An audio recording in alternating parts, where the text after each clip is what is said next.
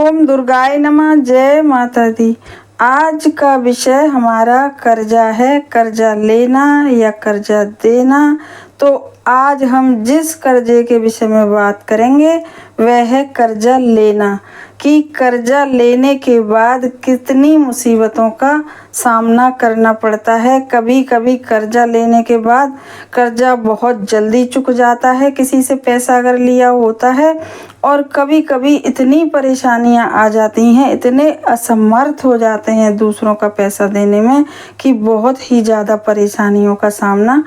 करना पड़ जाता है।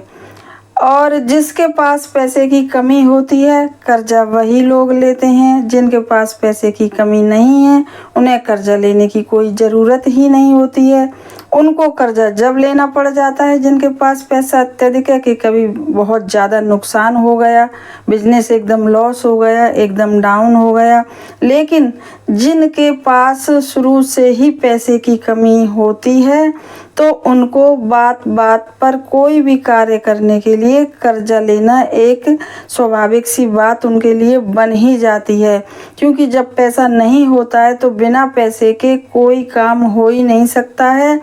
और जैसे कि घर में कभी किसी की अकस्मात तबीयत खराब हो गई तो मजबूरी बन जाती है कि भाई इलाज तो कराएंगे ही कराएंगे। वह चाहे कर्जा लेके कराएं, किसी से उधार लेके कराएं, तो वह एक प्रकार की मजबूरी बन जाती है। कभी समझिए कि हमारा बिजनेस है वह सही चल रहा है, लेकिन अचानक ही बिजनेस में नुकसान हो गया तो तब मजबूरी बस कर्जा लेना पड़ गया। कभी कभी ऐसा होता है कि बच्चे पढ़ाई में बहुत होशियार होते हैं लेकिन फ़ीस भी देने के पैसे नहीं होते, तो उनकी पढ़ाई लिखाई के लिए या अच्छी पढ़ाई लिखाई करवाने के लिए बड़े होने के बाद अच्छी पढ़ाई जब करवाते हैं तो बहुत सारे पैसे लगते हैं, तो भी कर्जा लेना ही पड़ जाता है। चाहे वे बैंक से लोन ले लें, चाहे किसी पैसे वाले लोगों से पैसा उधार ले लें, चाहे किसी रिश्तेदार से ले लें। तो मतलब ये है कि किसी न किसी तरीके से पैसा लेना पड़ ही जाता है। अब पैसा ले भी लिया, सब हो गया, सब कुछ सही चल रहा है, लेकिन कुछ समय के बाद ये है कि भाई पैसा जिससे भी लिया है उनका पैसा भी चुकाना पड़ जाता है। लेकिन कुछ ऐसा कभी कभी संयोग बन जाता है कि लाख प्रयास करने के बाद भी जिसने पैसा लिया है, चाहे बीमारी के लिए लिया है, चाहे बच्चों को पढ़ाने के लिए लिया है, चाहे बच्चे की शादी के लिए लिया है, किसी भी कारण से पैसा लिया है, चाहे अपना बिजनेस के लिए लिया है, लेकिन जब चुकाने की बारी आती है तो कोई काम चल ही नहीं रहा, बिजनेस चल ही नहीं रहा। पैसे की इतनी परेशानी आ गई कि भाई हम पैसा चुका ही नहीं सकते। तो आज हम जो भी उपाय लाए हैं बहुत ही ज़्यादा इतना सटीक उपाय है कि इसको करने के बाद 101% आपका कर्जा धीरे धीरे उतर ही जाना है। तो आज हम यह भी बताएंगे कि अकस्मात जब एकदम किसी के पास बहुत पैसा होता है और एकदम ही अकस्मात ख़त्म हो जाता है या नुकसान हो जाता है तो उसका कारण क्या होता है। तो उसका कारण होता है कि जब हमारी कुंडली में ग्रह, हमारे शनि, राहु, ये मंगल सब अगर ख़राब हो जाते हैं अकस्मात, या इनकी ग्रह दशा आ जाती है, तो अभी तक हमारे पास खूब पैसा था, लेकिन अचानक ऐसी स्थिति आ गई कि हमारे पास पैसा रहा ही नहीं, बचा ही नहीं है, हमें मजबूरी बस कर्जा लेना पड़ गया। तो यह सब हमारे ग्रहों का खेल होता है। और जब हमारे किसी भी कुंडली में अशुभ ग्रह की महादशा चल रही होती है या अंतर्दशा चल रही होती है, या जो पैसे का जो घर होता है, दूसरा घर होता है कुंडली में, वह बिगड़ जाता है, तो हमारे पास पैसों की अत्यधिक कमी हो जाती है। और कमी होने के बावजूद यदि हम समय पे किसी भी रिश्तेदार से या किसी से पैसा ले भी लेते हैं, हमारा काम भी चल जाता है, लेकिन जब पैसे देने वाली की बारी आती है तो हमारे पास पैसा होता ही नहीं है। हम चाहते हैं देना, लेकिन हमारे पास पैसा नहीं होता है, तो हमारी एक मजबूरी हो जाती है और हम एक बहुत ज़्यादा परेशान हो जाते हैं। तो इन्हीं सब परेशानियों को दूर करने के लिए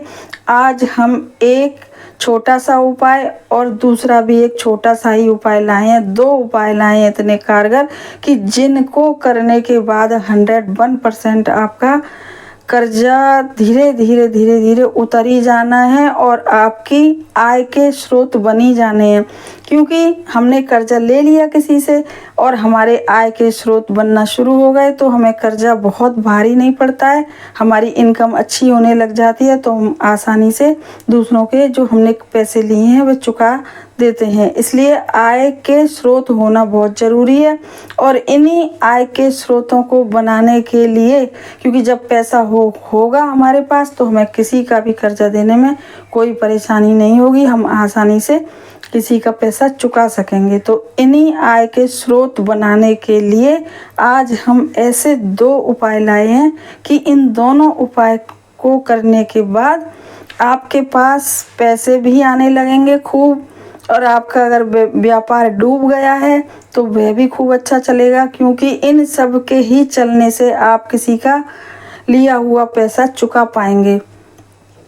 तो इस उपाय को करने के लिए आपको क्या करना है कि यह उपाय रविवार को करना है, और उससे पहले जो उपाय बता रहे हैं वह एक बहुत ही छोटा सा उपाय है जिसे आप रोज़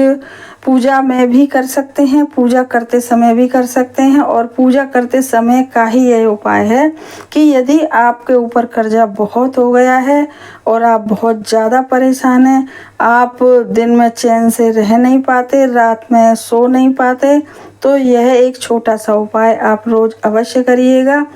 उपाय क्या है कि जब भी आप पूजा करते हैं तो चाहे तो 1 का सिक्का, आप चाहे 2 का सिक्का, वो आपके ऊपर डिपेंड करता है, लेकिन मिनिमम 1 रुपया का सिक्का, क्योंकि इससे छोटा सिक्का अब कोई चलता ही नहीं है। तो आप 1 का सिक्का रोज़ जिस समय भी पूजा करें, और पूजा करते समय भी अगर आपको याद ना रहे तो किसी भी समय भगवान के आले में सुबह के टाइम पूजा कर भी चुके हैं या पहले बाद में कभी भी दिन भर में, और सुबह कर रहे रख दें तो ज़्यादा अच्छा है। तो भगवान के आले में 1 सिक्का रोज़ रखते चले जाएं, 1 का सिक्का मिनिमम कह रही हूँ, बाकी तो यदि आपके पास ज़्यादा है तो ज़्यादा भी रख सकते हैं, लेकिन मिनिमम बता रहे हैं हम।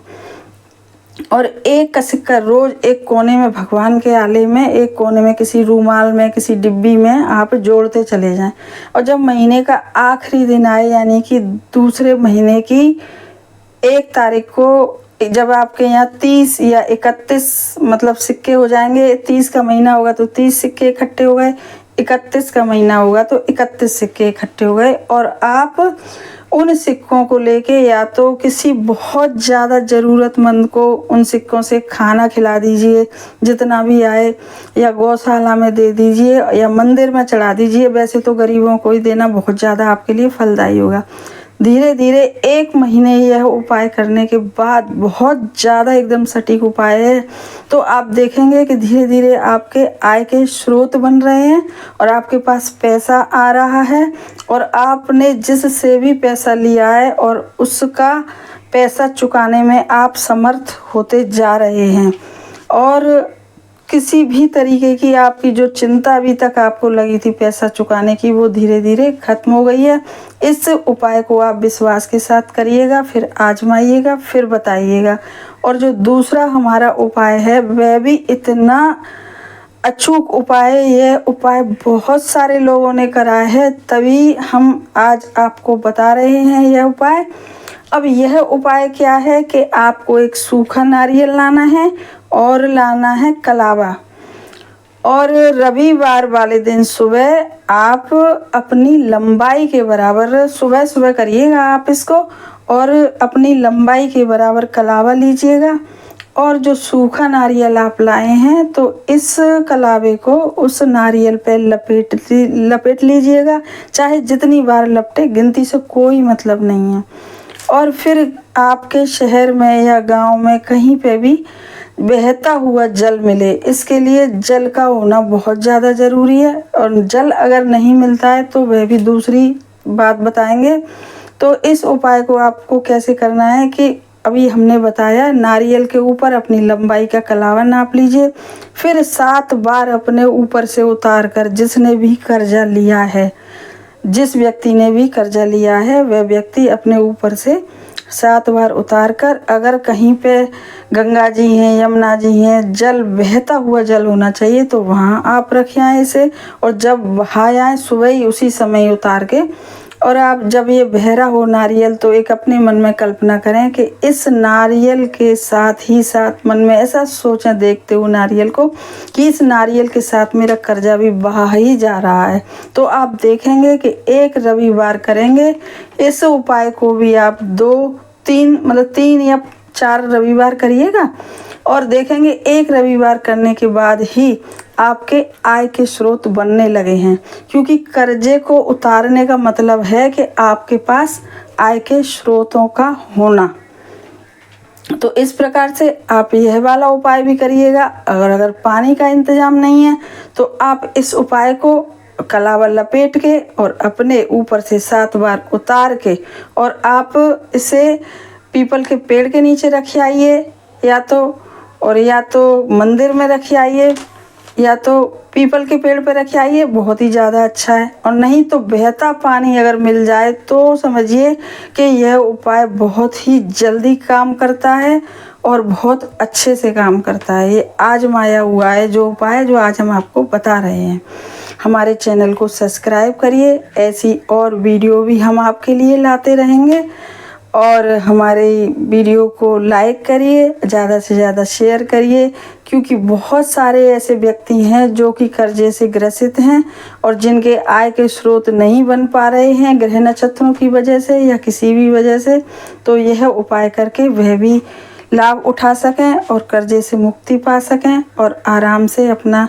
जीवन व्यतीत